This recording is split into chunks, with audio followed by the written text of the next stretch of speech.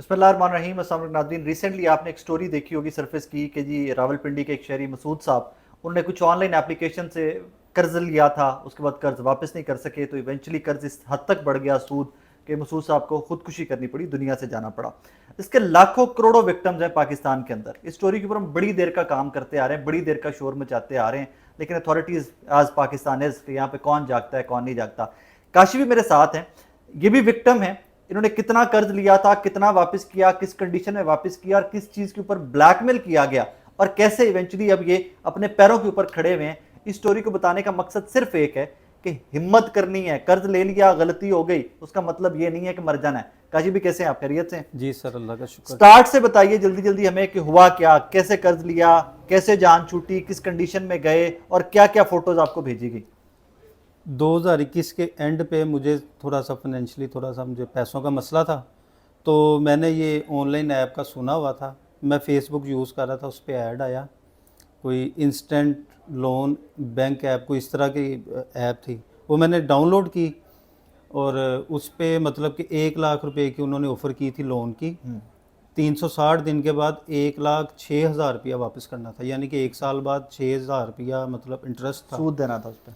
तो मैंने सर वो डाउनलोड कर ली, फॉर्म सबमिट कर दिया, मतलब जो भी एप्लीकेशन थी वो मैंने दे दी, आईडी कार्ड की कॉपी वगैरह और सेल्फी उन्होंने मांगी थी, और क्रेडिट अकाउंट दे दिया। तकरीबन शाम 7-8 बजे मुझे मैसेज आया, 19,000 रुपया मेरे अकाउंट में ट्रांसफ़र हुआ। मैंने उसकी डिटेल चेक की तो मैंने फिर वो ऐप खोली, उस मुझे पता चला कि 19,000 रुपया ये ऐप से आया। उसके ऊपर लिखा हुआ था कि रीपेमेंट डेट 36,200 रुपया 7 दिन के बाद। ओके। तो मैं सर ये समझाऊँ कि मुझे गलती ये पहले हुई है, मैंने कहा कि ये मतलब इंस्टॉलमेंट में लाख रुपया देंगे 3-4 दफ़ा करके। 5वें 6ठे दिन मुझे कॉल आती है कि कल आपकी रीपेमेंट डेट है 36,000 रुपया, तो हमने आपको रिमाइंड करवाना था। गैर मुल्की नंबर था वो, बाद में चेक किया नेपाल का नंबर था।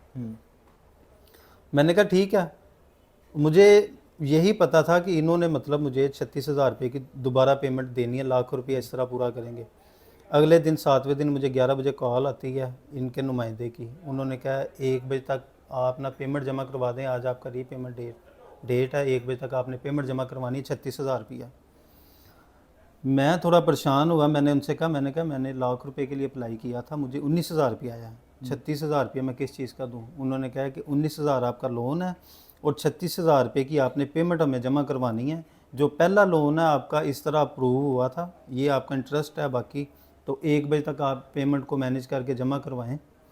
तो मैंने कहा कि मैं तो 36,000 रुपया नहीं जमा करवाना, मतलब कि मुझे तो 19,000 रुपया आया, तो मैं 36,000 रुपया आपको मतलब हफ्ते बाद आपको 36,000 रुपया दे दूँ। अच्छा, मुझे नहीं था पता कि मेरे मोबाइल की ना, जब मैंने सर वो डाउनलोड की ना, तो वो एक्सेस मांग रहे थे, मतलब कॉन्टैक्ट्स की और गैलरी की। मुझे ये था कि शायद इन्होंने टेक्स्ट मैसेज वगैरह करना होगा या कोई इस तरह, जिस तरह आम बंदा कर एप्लीकेशन, देता है अलाउ वो बगैर मुझे नहीं पता चला। उनके पास सर जी मेरी गैलरी की एक्सेस चले गई थी, मेरे कॉन्टैक्ट्स वगैरह उनके पास चले गए हुए थे। उन्होंने मुझे कहा कि मेरी जब उनसे बहस हुई है ना, तो उन्होंने कहा कि जो मर्ज़ी करो, तुमने 1 बजे तक ये पेमेंट जमा करवानी है, अदरवाइज़ तुम्हारे ये जितने भी कॉन्टैक्ट्स हैं 750 कॉन्टैक्ट्स हैं, ये तुम, मुझे उन्होंने कुछ कॉन्टैक्ट्स भी सेंड किए, मेरी गैलरी की तस्वीर थी मेरी फैमिली की, वो भी मुझे उन्होंने व्हाट्सएप पे शेयर की, जिससे मैं थोड़ा परेशान हो गया कि ये इनके पास किस तरह मतलब चला गया। खैर फिर उनसे मेरी डील हुई इन दी एंड, कि उन्होंने कहा ठीक है। 23,000 रुपये की मेरी उनसे डील हुई। उनसे मैंने अकाउंट मांगा, तो मैंने 23,000 रुपया उनको मतलब कि उस करा अकाउंट दिया। में भेज दिया। बात को रफा दफा कर दिया मैंने। उसमें मेरे एक मामू को भी इन्होंने कॉल की, धमकियां देते हुए। तो मैं जहाँ से डर गया, मैं कहा कि वाकई इनके पास मतलब कि सारा कुछ है।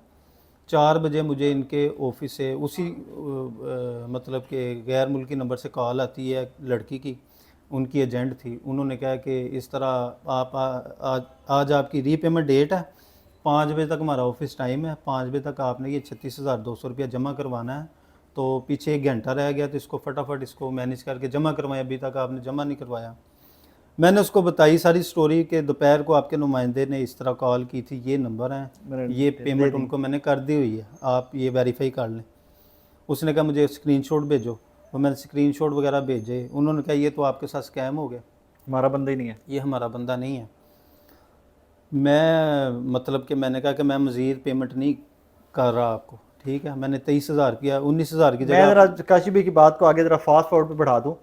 काशी भाई ने शायद 18,000 रुपये कर्ज, 19,000 रुपये कर्ज आया था, लाख रुपये अप्लाई किया था, 19,000 रुपये वापस आया था, और वापस करते करते वो 18 लाख रुपए बन चुका था। तकरीबन, हाँ जी। वो इस तरह चुंगल में फंसाते हैं आपको कि जिस तरह आपकी काशी भाई, उस खातून ने ही आपको बताया कि और एप्लीकेशन से ले लो। उसने बताया था कि इस पेमेंट को जिस तरह मर्जी 5 बजे तक मैनेज करना है, अदरवाइज ये बड़े गलत किस्म के लोग हैं, ये आपको पता नहीं आपके साथ क्या करेंगे, आपके जो तस्वीर हैं ये आपकी फैमिली की तस्वीर है, सारे कॉन्टैक्ट पे शेयर करेंगे और कुछ वॉइस नोट भेजेंगे आपके बारे में, ठीक है।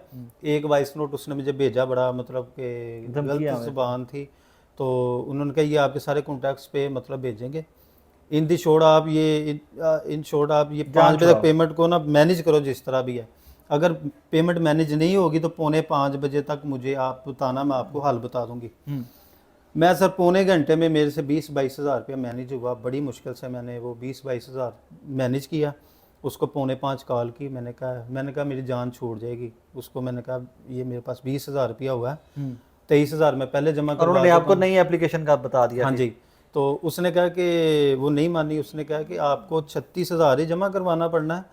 ये मैं आपको लिंक भेज रही हूँ, 5 बजे से पहले आप ये पेमेंट कर दो। ये लोन अपना लिंक भेजा, इससे डाउनलोड करो, यहाँ से मजीद कर्ज लेके एक दफ़ा जान छुड़वा लो, आपके पास टाइम नहीं है। ये ऑटो डायल लग जाएगा, तमाम कॉन्टैक्ट्स पे कॉलें जाएंगी, तस्वीर आपकी शेयर होंगी। मैंने सर वो मजबूरन जो है ना वो ऐप को, मैं अगली स्टोरी मैं आपको बता देता हूँ। आपको एप्लीकेशन का लिंक भेजा जाएगा जी कि अपने पिछली पेमेंट पे ऑफ करने के लिए हम आपको खुद लिंक दे रहे हैं कि आप इस लिंक से डाउनलोड नहीं है एप्लीकेशन करें, वो आपको कर्ज देंगे, हमारा पे ऑफ कर दें।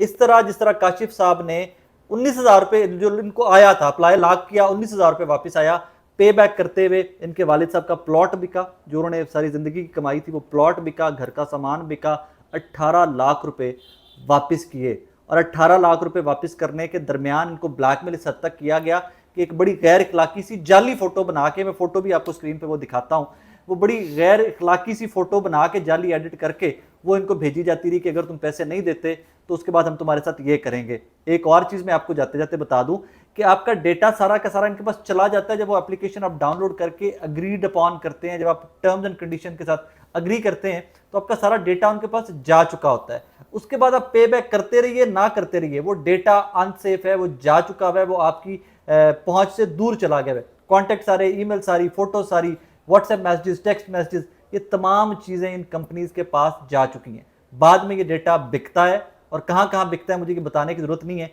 एक फोटो जो है ना काशिफ साहब की, दैट शुड बी इनफ कि जिससे आप अंडरस्टैंड कर सको कि जनाब ये किस तरह कहाँ कहाँ का इस्तेमाल होता है। इवेंचुअली आपने स्टैंड कैसे लिया कि यार बस जो होना था हो गया, इससे आगे बस? मैं जब मेरी बिल्कुल मैं पैसे अदा करने के काबिल जब नहीं रहा, मेरे पास कुछ नहीं बचा, तो मैं तो इस कंडीशन में आ गया कि मैं दरिया के पुल पे खड़ा हो गया कि मैं खुदकुशी कर लूँ, ठीक है। मैं वो मतलब कि फिर मैंने नहीं कुछ किया, मैं घर चला गया। मैं फेसबुक पे मैं मतलब कि इसको सर्च कर रहा था लोन ऐप्स का, कोई सलूशन ही निकल आए। तो वहाँ पे इमरान चौधरी साहब, यकील नोमी साहब, ये इनका ना ग्रुप बना था। इन्होंने मतलब कि इनकी मैंने वीडियो देखी, फिर इनका नंबर मैंने कहीं से ढूंढा, फिर इमरान चौधरी साहब से मेरा कांटेक्ट हुआ, तो इन्होंने मुझे दिलासा दिया, इन्होंने मुझे हिम्मत लाई। उन्होंने कहा कुछ नहीं होता, तुम अपनी फैमिली मेम्बर्स को बता दो और इनको पेमेंट नहीं करनी। वहाँ से फिर मतलब कि ब्रेक थ्रू थोड़ा सा हुआ इस चीज़ का। उसके बाद जो है ना मैं जब बाहिम्मत हो गया, मैंने कहा अब इनको मैंने कुछ भी पे नहीं करना, क्योंकि मैं कितनी दफ़ा इनको पेमेंट कर चुका था। ये जो गैर मुल्की नंबरों से कॉलें आती हैं, इन्होंने मेरा डाटा गलत, मतलब एक ऑफिस में 10 बंदे हैं ना, वो 10 बंदों ने मेरे से रब्ता किया कि पैसे भेजो। वही ब्लैक में प्रेशराइज करते हैं ना सिर्फ आके। तो इस एंड में नाज़रीन मैं आपको एक चीज़ बार बार, इससे 2 साल पहले भी स्टोरी पे हमने बड़ा काम किया था, मैं आपको एक चीज़ दावे से कह सकता हूँ, legally they can't harm you. Legally कानूनी तौर के ऊपर ये आपको नुकसान नहीं पहुंचा सकते। धमकी देंगे कि पासपोर्ट कैंसिल करवाएंगे, नहीं करवा सकते। शनाख्ती कार्ड कैंसिल करवाएंगे, नहीं करवा सकते। अरेस्ट करवाएंगे, नहीं करवा सकते। बैंकिंग कोर्ट लेके जाएंगे, नहीं ले जा सकते। किसी भी कोर्ट में, फाइनेंशियल कोर्ट में नहीं ले जा सकते। रीज़न क्या है, क्यों नहीं ले जा सकते? वजह ये कि इनका अपना कारोबार 2 नंबरी का कारोबार है, ब्लैकमेलिंग का, खौफ का, थ्रेटन करने का, ब्लैकमेल करने का कारोबार है। किसी दुनिया के मुल्क में इस तरह नहीं होता, सिर्फ मुल्क के खुदादाद पाकिस्तान में होता है कि आप 19,000 रुपये कर्ज लें, 18 लाख रुपए वापस करें। मसूद साहब ने जो दुनिया से चले गए, जिन्होंने खुदकुशी की है, 13,000 रुपये कर्ज लिया था, लाखों रुपए वापस करने के बाद भी जब जान नहीं छूटी, कर्ज उठाया, बाइक बेची, घर का सामान बेचा, जब जान नहीं छूटी तो इवेंचुअली दुनिया से जाके खुदकुशी करके